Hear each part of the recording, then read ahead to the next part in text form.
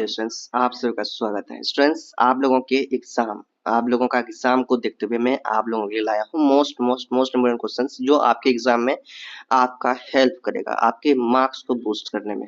Okay, अच्छे marks लाएंगे अगर आप इन सभी क्वेश्चन को देख के जाते हैं। ओके, और उनसे पहले मैं आपको एक क्वेश्चन पेपर दिखा देता हूँ। ये क्वेश्चन पेपर है प्रीवियस ईयर का। इसे देखना बहुत जरूरी है क्योंकि आपको इससे उनका पैटर्न पता चलेगा कि एग्जाम किस तरह का पूछा गया था, क्या पैटर्न था, किस तरह का क्वेश्चंस आया था, ये सब आप जानेंगे।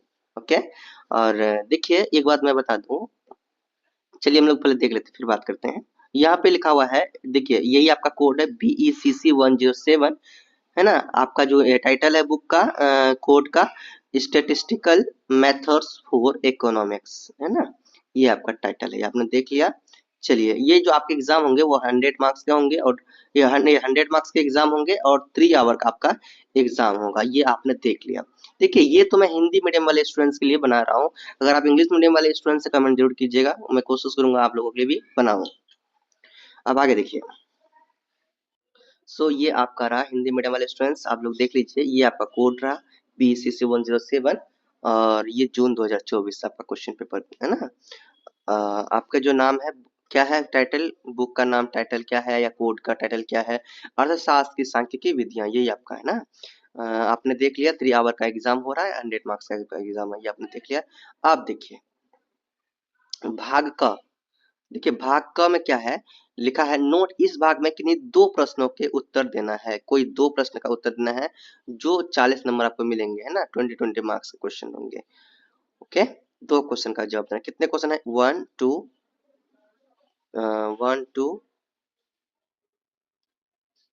3 4 क्वेश्चन में से आपको कोई 2 क्वेश्चंस करने होंगे। ओके, क्वेश्चन भी दिखा देता हूं मैं। पहला क्वेश्चन क्या है, यहाँ पे लिखा हुआ है, प्राथमिक आंकड़े के संकलन की विभिन्न तकनीकों की व्याख्या कीजिए। अलग अलग जो भी तकनीक है इनके बारे में व्याख्या करना है, इनमें से आपको 20 मार्क्स मिलेंगे। ठीक है, ये आपका फर्स्ट क्वेश्चन था। सेकंड क्वेश्चन है, देखिए ये डाटा वाला भैया, इसको करके जाइएगा, है ना। एक दुकानदार की दैनिक बिक्री में रुपयों में, है ना, और 15 दिनों के लिए इस प्रकार दी गई है। रुपयों में और 15 दिनों के लिए आपको इस प्रकार दी गई है। देख सकते हैं, ये आपका डाटा दिया हुआ है, देख लिया। ये 116 87 91 81 98 102 97 100 105 101 115 98 102, है ना, 98 93, ये आपका डाटा दिया हुआ, आंकड़ा दिया हुआ है ना। तो इनमें से आपको क्या कहता है, क्या कहता है, देखो इनमें से सबसे पहले कहता है प्रास, माध्य, द्वारा, मध्य विचलन और मानक विचलन की गणना कीजिए। तो ये आप लोगों ने पढ़ा होगा, जो भी ट्यूशन में पढ़ते हैं वहां बोलिए सर ये सब क्वेश्चन करवाइए, है ना। ये आप लोग लिख के ले जाइएगा। और दूसरा नंबर में है बी नंबर, केंद्रीय प्रवृत्ति के विभिन्न माप क्या है, उनमें से हम सबसे उपयुक्त चुनाव कैसे करेंगे। इनमें आपको 8 नंबर दिया जा रहा है। ठीक है, ये आपका क्वेश्चन है। फिर आपका ये क्वेश्चन नंबर 3 आ जाता है, सूचकांकों की रचना की विभिन्न विधियां कौन सी है, इन्हें 2 विधियों की विस्तृत व्याख्या करना है, इसमें से आपको 12 मार्क्स आपको मिलेंगे। फिर ब नंबर में, है ना, 3 का ब, 3 का क्या है, ब, निम्नलिखित सूचना से लेस्पियरे के कीमत और सूचकांक और पास्चे की कीमत सूचकांक की गणना कीजिए। तो यहाँ पे कुछ यहाँ पे डाटा दिया हुआ है, आधार वर्ष, चालू वर्ष, ये सब आपको पता होगा। देखिए ये सब नहीं किएंगे तो किए होंगे तो फिर दिक्कत है ना। ये सब जल्दी से आप अपने जो भी कोचिंग में पढ़ते हैं वो देख लीजिए, आधार वर्ष, चालू वर्ष, है ना, क्या होता है। आधार वर्ष वही होता है जो स्टार्टिंग का वर्ष होता है। चालू वर्ष जो भी करंट वर्ष चल रहा है, जैसे 2024-25 इससे करंट वर्ष हो गया। तो ये देखिए, ये सब अगर आप लोग पहले से किए होंगे तो आपको कोई दिक्कत नहीं होगा। बाकी यहाँ पे मदे दिए हुए हैं, कीमत मात्रा ये सब दिया हुआ है ना। ये जो कीमत मात्रा दिया हुआ आधार वर्ष का, ये कीमत मात्रा चालू वर्ष का है। यहाँ पे देख लो जो मदे हैं ABCDE, है ना, ये डाटा आप लोग देख सकते हो इस तरह से। तो देखिए ये आप कीजिए भैया, जहां भी आप पढ़ते हैं वो कीजिए, कोशिश कीजिए। कोशिश करूंगा अगर मुझे टाइम मिलेगा तो इन क्वेश्चन को समझाऊंगा। क्वेश्चन नंबर 4 है, व्यवस्थित यादृच्छिक प्रतिचयन की प्रक्रिया की व्याख्या कीजिए। व्यवस्थित यादृच्छिक प्रतिचयन के लाभों और हानियों को प्रकाशित कीजिए। तो ये आपका जो क्वेश्चन था, क्वेश्चन भाग क था। अब देखिए भाग ख, तो भाग ख में कहा गया है कि कोई 4 क्वेश्चन को बनाना है ना, कोई 4 क्वेश्चन। तो आगे देखिए ये लिखा हुआ है, क्या लिखा हुआ है, एक काल्पनिक, क्वेश्चन नंबर 5, एक काल्पनिक उदाहरण की सहायता से एक वर्ग अंतराल की वर्ग सीमाओं को परिभाषित करने के समावेशी और अपवर्जी विधि के बीच अंतर को स्पष्ट भी करना है। यह क्वेश्चन था। देखिए क्वेश्चन सब आप लोग देख लीजिए। क्वेश्चन नंबर 6 का अ है टाइप 1 त्रुटि और टाइप 2 त्रुटि के बीच अंतर स्पष्ट करें। अंतर वाला भी बहुत सारा क्वेश्चन पूछा गया है। और देखिए क्या है, निम्नलिखित सारणी पर आधारित एक उपयुक्त दंड आरेख खींचिए। तो इसमें से आपको दंड आरेख खींचना होगा, ग्राफ में खींचना होगा। अगर आप लोग करे होंगे, जानते होंगे, तो ये आप लोग देख लीजिए। देखिए इस तरह से आप लोग देख लीजिए, ये आपको पूछे इसी तरह से कुछ पूछे जाएंगे, है ना। दंड आरेख खींचिए। उसके बाद आपको यहाँ पे लिखा हुआ है, यहाँ पे क्या लिखा हुआ है देखिए। क्वेश्चन नंबर 7 देखिए, निम्नलिखित आवृत्ति वितरण के लिए माध्य, माध्यिका और बहुलक, ये सब तो जानते होंगे करने के लिए। तो आराम से यहाँ पे जो आपका डाटा दिया हुआ है, ये डाटा यहाँ से स्टार्ट हुआ है और यहाँ तक खत्म हुआ है, ठीक है। इनके अनुसार आपको देखो, ये डाटा देख लिया, डाटा के अनुसार आपको क्या करना है, डाटा को देखने के बाद देख लीजिए। अब देखिए, देखिए दिख रहा है ना, ये यहाँ तक आपका डाटा है, ठीक है। तो डाटा के अनुसार आपको क्या करना है, डाटा के अनुसार आपको क्या करना है, माध्य निकालना है, माध्यिका और बहुलक निकालना है। कोई दिक्कत नहीं होगा। चलिए कोशिश कीजिए बनाने का, नहीं होगा तो मैं बताऊंगा। चलो आप लोग कोशिश कीजिए, पहले जो टीचरों के पास पढ़ते हैं कोशिश कीजिए।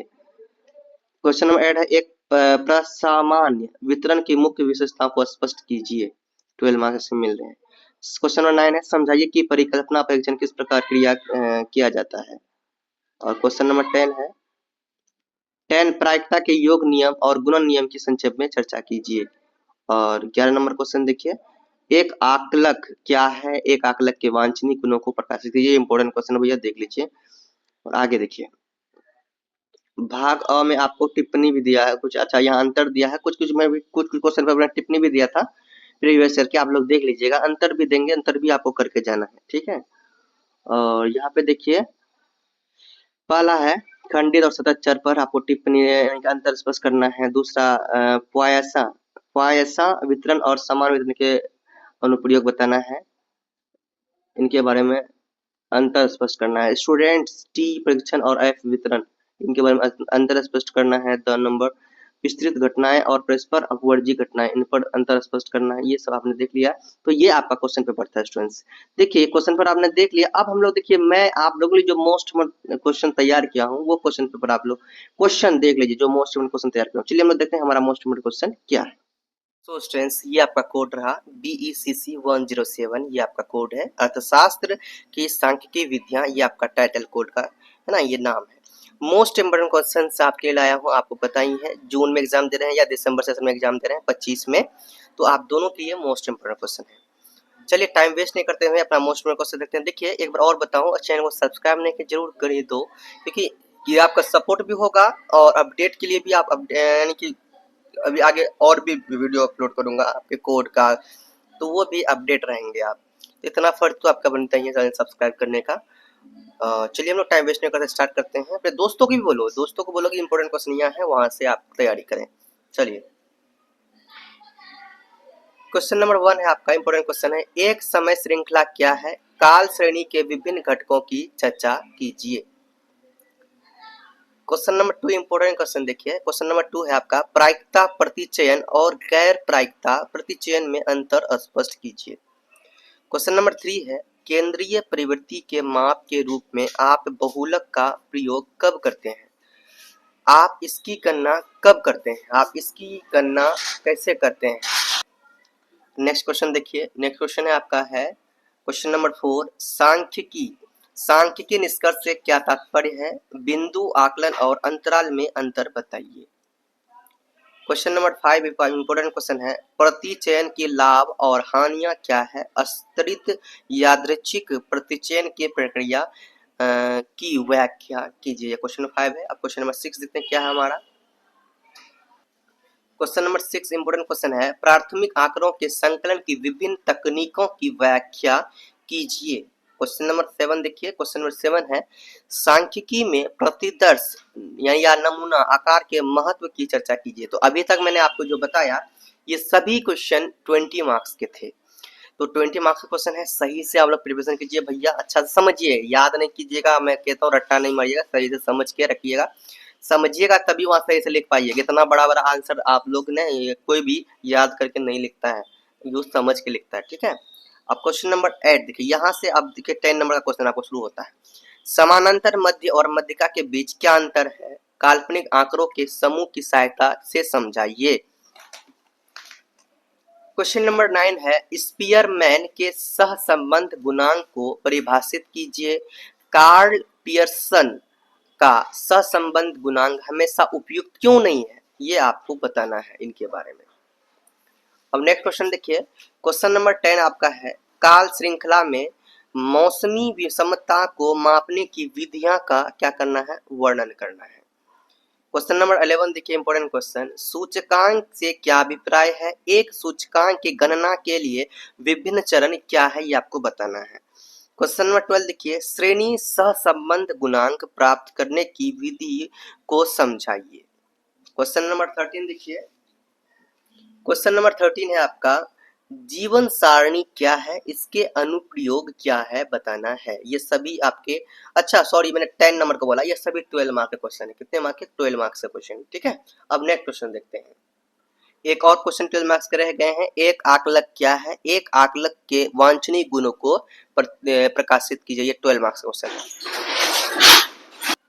अब आपको मैं टिप्पणी वाला क्वेश्चन देता हूँ। ये अंतर स्पष्ट या टिप्पणी है। अंतर स्पष्ट में भी क्वेश्चन पूछे गए और टिप्पणी में पूछे गए कई वर्ष में, ठीक है। क्वेश्चन नंबर 15 देखिए, आवृत्ति बहुभुज और आवृत्ति वक्र है ना, इन पर आपको अंतर स्पष्ट करना है। क्वेश्चन नंबर 16 है, इन सभी में 6 मार्क्स आपको मिलेंगे। खंडित या विविध प्रायिकता बंटन और सत प्रायिकता बंटन।